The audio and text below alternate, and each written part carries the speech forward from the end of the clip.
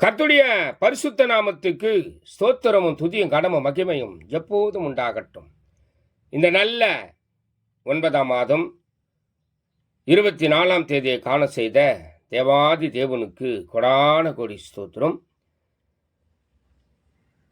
கர்த்தரின் மகிமை ஆத்தும ஆதாயம் சுவிசேஷ ஊழியத்தின் சார்பாக இன்றைய நாளுக்கான சில நிமிட தேவ செய்தியை கேளுங்கள். இனி காலம் செல்லாது, என் ஆண்டவராக இயேசு கிறிஸ்து வரப்போகிறார். ஆயத்தமாயிருங்கள், ஆயத்தமாயிருங்கள்.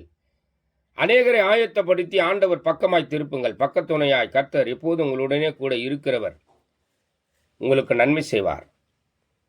விசேஷமாக 2 தீமோத்தேயு 3ஆம் அதிகாரம் 12ஆம் வசனம் சொல்லுகிறது, அன்றியும் கிறிஸ்து இயேசுவுக்குள் தேவ பக்தியாய் நடக்க மனதாய் இருக்கிற யாவரும் துன்பப்படுவார்கள் என்று சொல்லி.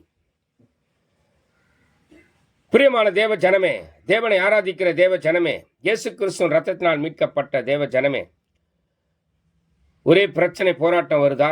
நீங்க ஜெயிக்கிறீங்க. உலகத்தை ஜெயித்த கர்த்தர் உங்களுடனே கூட இருக்கிறார். தேவையில்லாத பிரச்சனை உங்களை தேடி வருதா? நீங்க ஜெயிக்கிறீங்க. அதுதான் தேடி வருது. நீங்க பக்தியா இருக்கிறதுனால, தேவ பக்தியா நடக்கிறதுனால இந்த பிரச்சனை எல்லாம் வருது. ஆனா அது உங்களை மேற்கொள்ளாது. துன்பமோ, துயரமோ, வியாதியோ, வியாகுலமோ, கவலையோ, கண்ணீரோ எதுவுமே உங்களை சேதப்படுத்தாது. கர்த்தர் உங்களுடனே கூட இருக்கிறார். உலகத்தை ஜெயித்த கர்த்தர் உங்களுடனே கூட இருக்கிறார். எதை குறித்தும் கலங்காதிருங்கள். God bless you. God bless you.